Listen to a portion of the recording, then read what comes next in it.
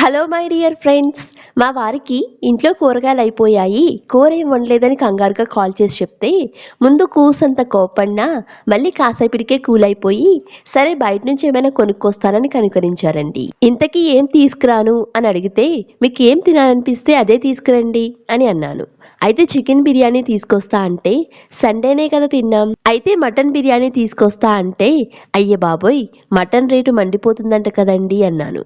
మరి ఏం తీసుకురాను అని మళ్ళీ అడిగితే మనం కూడా మాట మార్చకూడదు కదండి, మీకేం తినాలనిపిస్తే అదే తీసుకురండి అన్నాను. ఈసారి కాస్త నానుస్తా నూడిల్స్ అన్నారు. ఇప్పటికే నెలలో 4 సార్లు తిన్నామంటే విసుగుతో వెరైటీగా పరాటా తీసుకొస్తా అంటే అబ్బెబ్బే అన్నాను. దాంతో ఆయన బాగా ఫైర్ అయి ఫ్రైడ్ రైస్ తీసుకొస్తా అని ఫోన్ పెట్టేశారండి. ఫ్రైడ్ రైస్తో పొట్టను ఫుల్ చేసేద్దామని ఫిక్స్ అయిపోయా. వీడియో నచ్చితే ఒక లైక్ ఇచ్చి మా ఛానల్ని సబ్స్క్రైబ్ చేసుకోండి.